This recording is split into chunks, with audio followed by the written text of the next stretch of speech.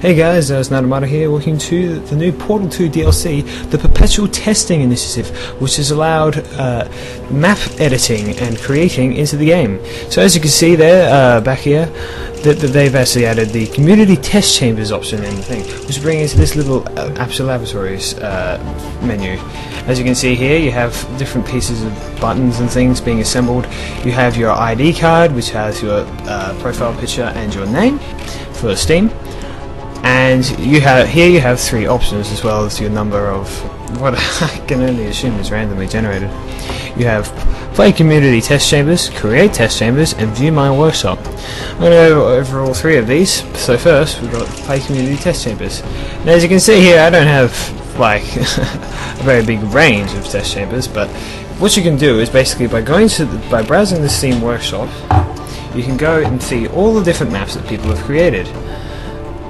These 12 Angry Tests maps are actually in a big group of maps that I could download at the same time.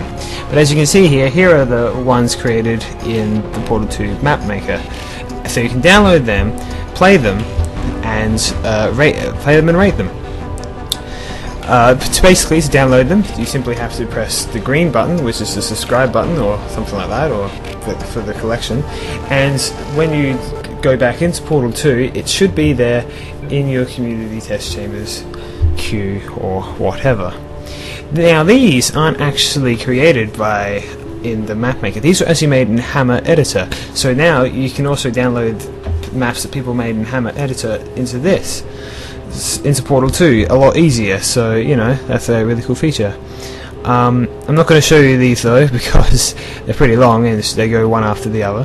But yes, that's pretty much it for the community test chambers. So you have your workshop here, which is your test chambers, and here you can actually create your test chambers. So as you can see, you have your new test chamber thing, and this one is one that I made yesterday. I've actually created a little walkthrough of this one. This I'm going to be doing for basically all the maps I'm making this on my main channel, which you can see here. Anyway, here you can see the rating, when it was created, when it was modified, and when it was published. So, yeah. But anyway, we're going to go to new test chamber here, and yeah. Doesn't take very long for my computer to load, hopefully. Of course, as I say that. Alright, no, here we go. So, yes. I'm just going to quickly show you the basic things you can do with the Portal 2 map editor.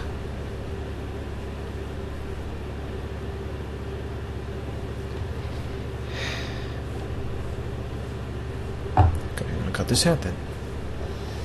Apparently.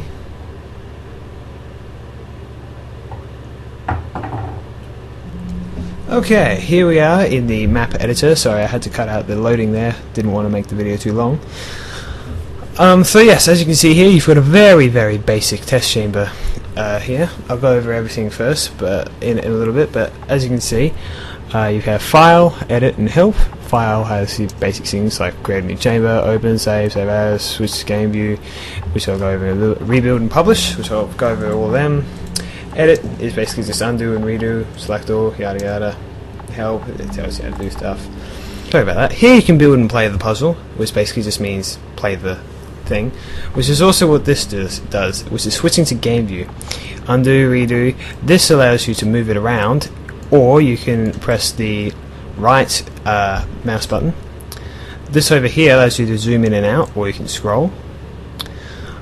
And this over here allows you to rotate it, or you can press the middle mouse, press and hold the middle mouse button. Over here are all your tools. And yeah, but first what I'm going to do is I'm going to just go to switch to game view and show you how that works. So as you can see, I played a little bit there because I didn't really realise what I was doing. But here you go, the very basic test. There's actually a lot of loading between the when you're editing it. This of course is a very basic map that's already loaded and whatever, so I can just switch straight to game view where I left off and go through the exit here. So test complete, restarting, and it'll reload the level from the beginning. As you can see here. And and then you can simply press escape and go back to the editor. Very simple indeed. Now, onto the creating. There are three things that are required in a test: an exit door, an entry door, and a double viewing observation room. You cannot delete these. You can move them around if you want, and you cannot create duplicates of any of them.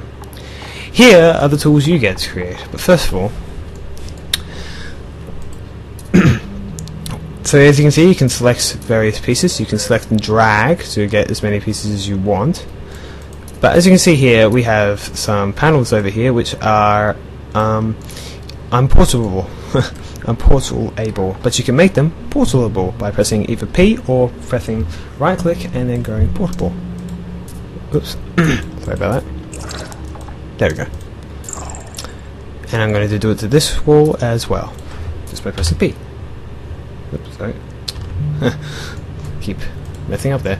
Anyway, so yes, there you go. So as you can see, you can move the exit around, put it up there, why not? Move it over here, and you can do, sorry, and if you right click on certain things, you can do certain things, like make it start open, or start close. See? Now it says connection missing there, because I've got to make a way to open it. So let's make a, well, hold on. First of all, let's make this move up a few blocks over here. So you just simply click on a block on the edge and move it up or down.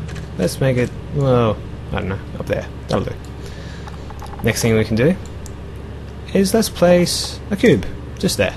Now as you can see, it creates the little cube dropper here. So you can do whether or not you want the dropper, if it drops the first cube first, and if it automatically respawns it. That of course means every time you press a button that's connected to it, it will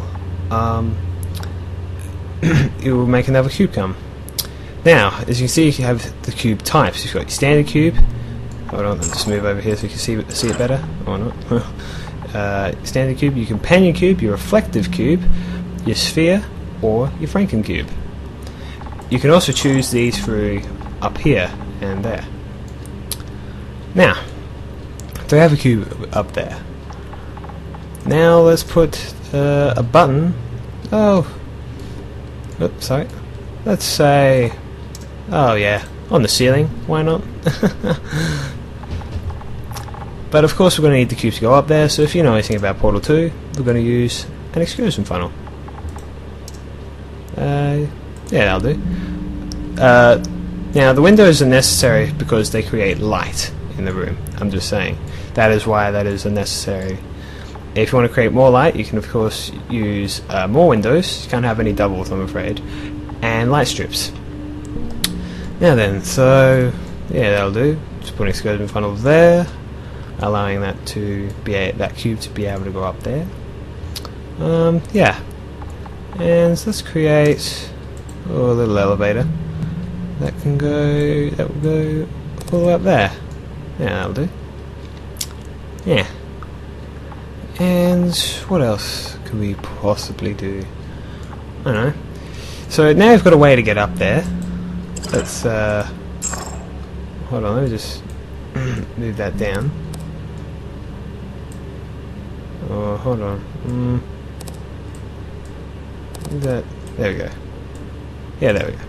So it will start down there, and then when it is activated by this, so we go connect to, and click on that, a little love heart will come up, and they are now connected. So as soon as that button is pressed, it'll move up. So what we will do for our next thing is we'll make a little light puzzle, a cube puzzle, shall we? Yes, I think we will. So let's just put one over here. I'm going to get rid of these because there's no point having droppers if there's nothing to get rid of the cubes. And you know what? Let's select them and let's not make them portable. Just make a few around because I know sometimes people like to do things like that. And I will show you the aerial faceplate. So So as you can see here, you can just place it down there. I'm not going to go over everything, and you can select wherever you want it to go. And we'll make it go up there. You can also move how high you're going. So here, there we go. Now of course this is still only a cube shape, so you know you can move giant chunks of wall if you want. Just saying. That's not necessarily required for my test, but oh, you know, might as well put some stuff in there. Let's put this so the light beam has something to go into. Now you want to you can move this around, up and down, whatever. You want it to go down if you just want to to be able to place the cube without having to hold it or anything like that. Yeah, I am actually literally making this up as I go along, so please bear with me.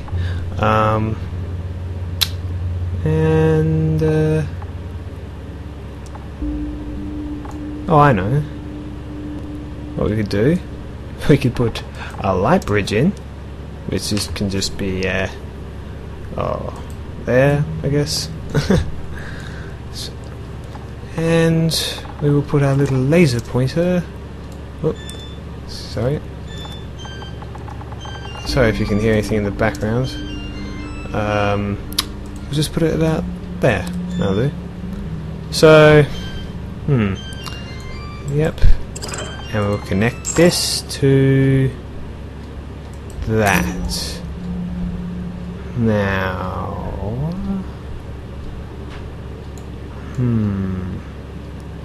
actually, I don't know if that'll work. Maybe. Well, I think that's all that's required. So let's give it a little whirl, shall we? Now, to save any changes that you've made, simply go File and Rebuild. That button there, which also happens to be the quickie, also happens to be the button that stops my recording. So I'm going to press that because rebuilding takes a very long time, I'm afraid, even if you make the most minor changes. So, and I'm going to come back and we'll see how our test does. Alright, let's see it back. Okay, so here we are in our little test, and as you can see, everything that we've changed has happened. Now, I was thinking about it, and I actually realised that I think I screwed this test up a little bit, but I don't think it's possible, but we'll see. So as you can see, I've got this cube here, which we can put into the light by doing this. You'll see what I mean by screwing it up, but oh, missed. Oh. Sorry about that. There we go. And then we'll move that up. I probably should make some sort of indication on the floor as to exactly where it needs to go, but if I just move this over here, and I go over there,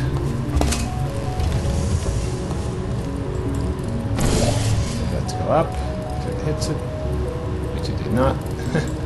Sorry, this is my own fault. Oops, and that just went into there. But you see, this is the thing. You're going to have to keep constantly editing your map. There's no guarantee it's going to work the first try. In fact, I can almost guarantee you that it won't actually work on the first try. So, how about I just try this?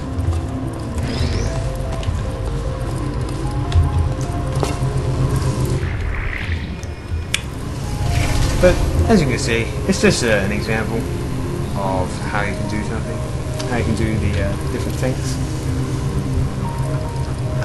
And yeah, okay. So what I'm going to do is I'm going to go fiddle around with this map a little bit, and I'm going to come back and I'm going to show you it's complete. So I'll see you in a bit. Bye. Okay, so here I am. I've edited the test a little bit. It only took me a few seconds, but you know. So as you can see here, things have changed quite a bit. I have changed the floor to be totally unportable, but I did make this little area here as an indication as to where to put the button. I have moved this down here as well, so it's a lot easier to use, and you don't have to use one of your portals to do it, making this light bridge completely pointless. then again, here's another thing that you should probably look out for when making your own maps. There are ways to cheat. So, of course, this library is not being required anymore. I should probably delete, but as you can see here, you want to look as much as you can for any way that people could possibly break it.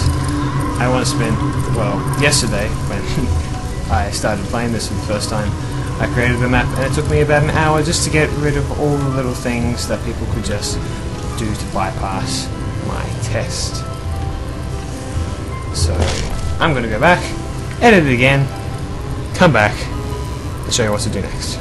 Okay, so here we are, the final version of my test. As you can see here, I've made nearly every surface unwaterable. I've removed the light bridge, and now I'm just going to solve my test. Oh, there we go. I'm not quite sure what's wrong with this aerial flashlight. Sometimes it launches me over there, sometimes it doesn't. It depends on if I'm moving in midair. You know, still some kinks or whatever to work out, but you know, this is just a little bit of sorry. It's just there to show demonstration. So yeah, I'm going to put the cube there, go onto the platform, raise the cube up, press the button, and go to my victory. Test complete, and it says restarting. Now, that is not the end. So you go back to editor, and now that you are happy with your map, you can go save as, and let's call this test 1. No, test for video. That'll do. You can write a description. I'm not going to really bother, and you can save it. Saving's pretty quick. So yeah. Anyway, oh, sorry about that. So next thing you can do, finally, is publish your test chamber. I'm sorry, it's been a while since I've done this. Now to publish it, it'll rebuild it, which I said takes forever, so I'm just going to quickly I'm going to cut that out, and then I'll show you what to do next. Okay, so now we are at the publishing area. It says, so here you can once again name your test for video, agree to the Steam Workshop stuff. It doesn't really allow you to not. So you have 3 options here for publishing: for everyone, for friends only, or as hidden, which I believe is just for you. You can view the agreement there for the workshop. Not really necessary. Sorry, I have to write a description. Let's call it